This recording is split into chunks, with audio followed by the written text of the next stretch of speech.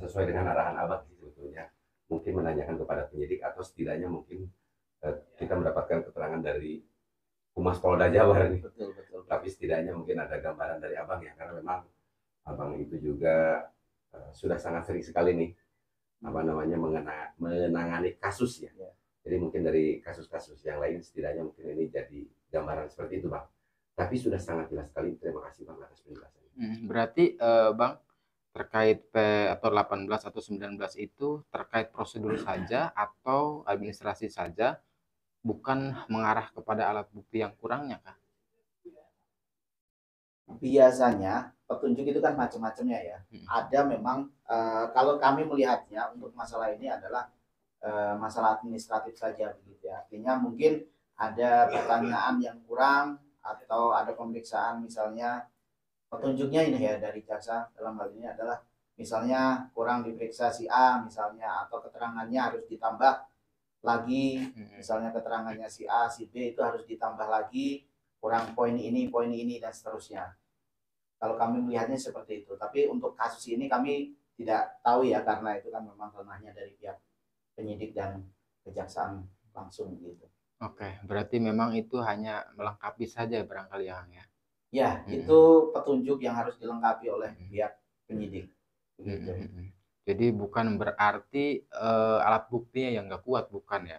Kalau kita melihatnya tidak seperti itu, tidak alat buktinya yang kurang, tidak pengungkapan faktanya yang kurang, tidak, tapi hanya sebatas administratif dan petunjuk terkait mungkin masalah ada yang kurang di pertanyaannya atau apanya itu biasanya administratif kalau kita melihatnya begitu. Karena kan kalau kita runut belakang ini prosesnya sudah terjadi lama dan pengungkapannya juga sudah sedemikian bagus runut ya. Kemudian kita sama-sama melihat kemarin terjadinya juga ada proses prarekonstruksi dan rekonstruksi sampai beberapa kali. Artinya kita melihatnya juga bahwa ini bagian yang memang untuk menyempurnakan berkas yang nanti akan dilimpahkan ke kejaksaan dan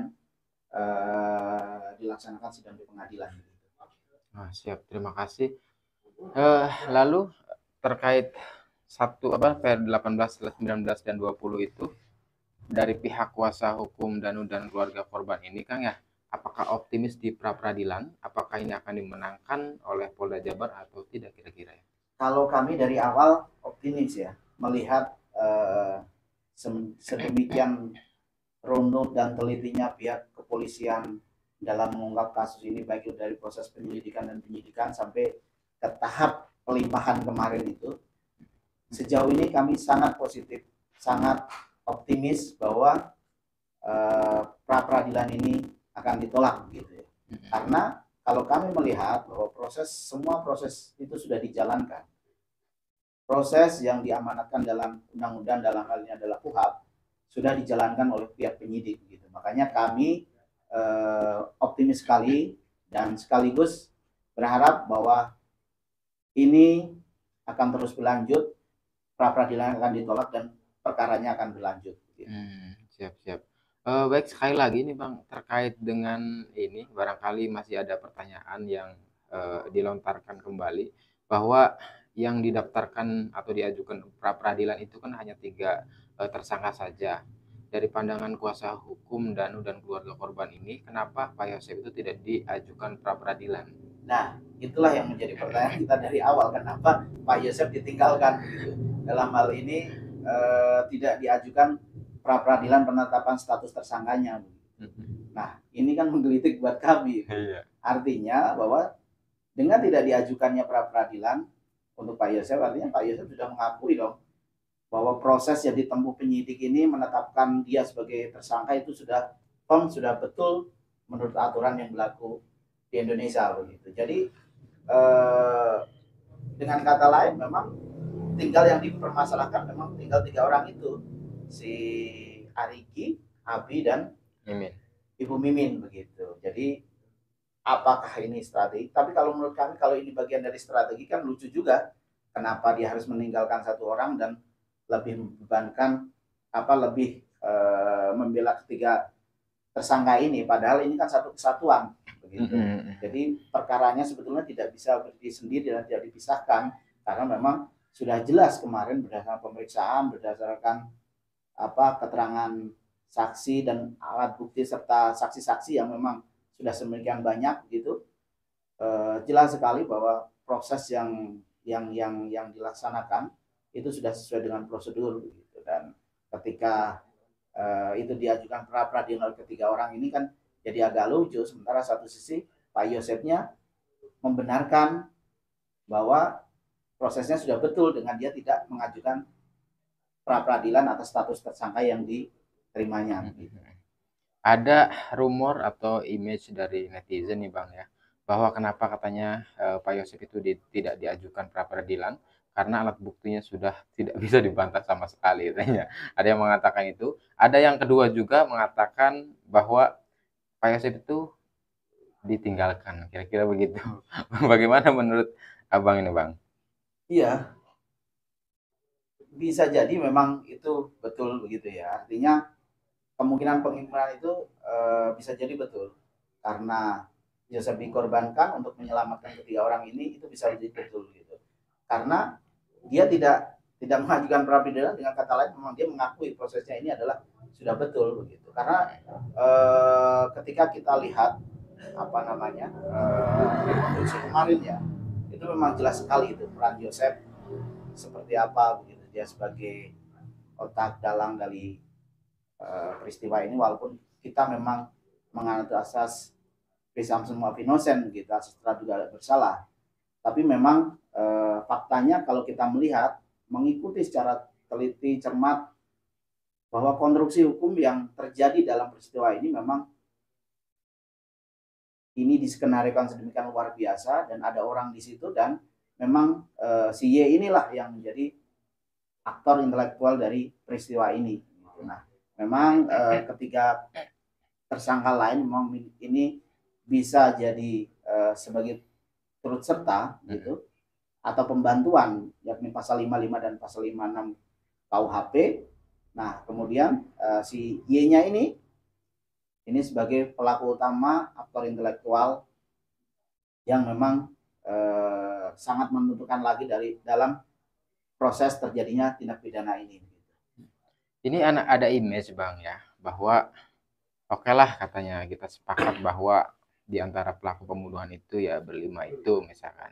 Nah, tetapi ada titik ketidakpuasan daripada netizen itu bahwa katanya ada peran di antara para saksi yang memang benar-benar intelektual juga dan membantu dalam rangka membersihkan TKP.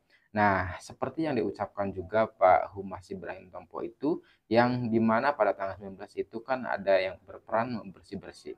Sehingga dugaannya itu adalah membersihkan jejak DNA atau bahkan dugaannya adalah menghilangkan barang bukti dan sebagainya. Apakah ini dari sisi Abang ini di follow up atau tidak oleh Polda ini?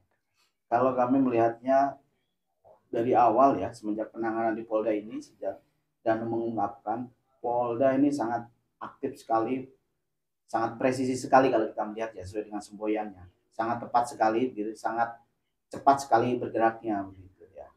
Karena memang kemarin yang kita lihat itu ya,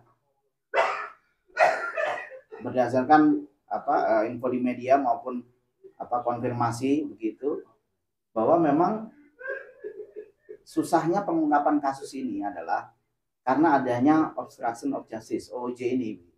Jadi pihak-pihak yang memang mempunyai pemahaman tentang bagaimana menghilangkan bukti, bagaimana membersihkan TKP dan seterusnya, ini tidak mungkin dilaksanakan oleh orang yang awam hukum begitu. Ini dilaksanakan oleh orang yang benar-benar paham, orang yang memang sangat profesional. Karena beberapa kali kita kemarin tuh diskusi dengan pihak Inavis gitu ya, pada saat rekonstruksi kemarin maupun pra rekonstruksi, itu memang ini setelah kejadian tindak pidana, kemudian TKP ini diacak-acak, yang tidak mengacak-acak TKP ini tidak dengan cara yang sederhana begitu. Artinya memang mereka yang mengacak-acak atau merusak TKP ini memang sudah paham betul begitu bagaimana supaya misalnya sidik jari atau bukti yang terkait dengan tindak pidana pembunuhan ini tidak terungkap dengan cepat dan dengan sempurna begitu. Makanya kemarin tuh pihak kepolisian memang butuh perjuangan yang ekstra sekali ya untuk mengungkap kasus ini gitu. Karena ya itu tadi, pertama kasus ini sudah lama, sudah ditangani oleh beberapa tingkatan dari kepolisian, mulai dari Polsek, Polres, Polda, dan Mabes begitu. Dilibatkan banyak orang, banyak tangan, yang kemudian ini tentunya sedikit banyak beberapa hal yang memang yang menjadi ganjalan batu sandungan sekaligus petunjuk juga kalau kami menurut kami dari pihak kepolisian untuk mengungkap kasus ini begitu.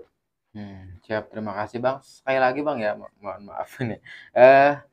Terkait tersangka yang mengajukan pra peradilan 3 orang tersebut, bahwa kan yang 3 orang itu melalui pengacaranya barangkali menunjukkan saksi-saksi penguat kembali. Semakin hari semakin kesini ternyata semakin bertambah saksi penguat itu. Apakah itu akan dapat meringankan atau bahkan pengajuannya itu diterima? Memungkinkan nggak itu, Pak? Jadi mereka atau seorang tersangka atau terdakwa menghadirkan saksi itu hak dari mereka ya. Saksi yang meringankan gitu ya. Itu adalah hak dari mereka gitu. Tapi kembali lagi bahwa tidak semua saksi itu keterangannya bisa diterima sekaligus bisa meringankan dari si yang memberikan si tersangka atau terdakwa ini gitu. Karena jangan salah bahwa seorang saksi ketika berbohong ini ancamannya juga tinggi gitu. Hukuman 7 tahun penjara gitu. Jadi tidak semudah itu begitu orang akan memberikan keterangan padahal syarat-syarat saksi sudah jelas sesuai dengan KUHP bahwa saksi adalah orang melihat, mendengar, mengalami dalam peristiwa tindak pidana itu terjadi. Nah, ketika dia ternyata berbohong, mengaku-ngaku maupun dia menyatakan bahwa ada dalam peristiwa itu, mengetahui peristiwa itu padahal dia tidak mengetahui secara langsung atau bahkan tidak mengetahui tapi hanya kebutuhan tertentu untuk menolong misalnya si A si B kemudian dia berbohong, itu ada ancaman hukuman khusus yang menantinya begitu. Dan itu pun tidak mudah dan tidak sederhana, akan diuji kembali oleh pada saat persidangan ya. Nanti akan diuji oleh pihak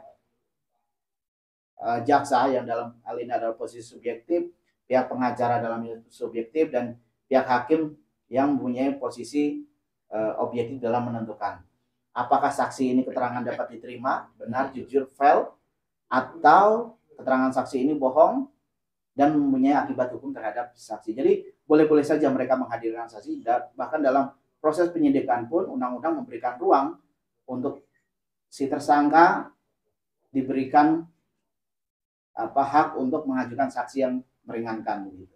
Oh, berarti kalau memang nanti terbukti dia itu berbohong, maka akan dikenakan pidana Bang ya, berat itu ya? Iya, bisa dikenakan pidana.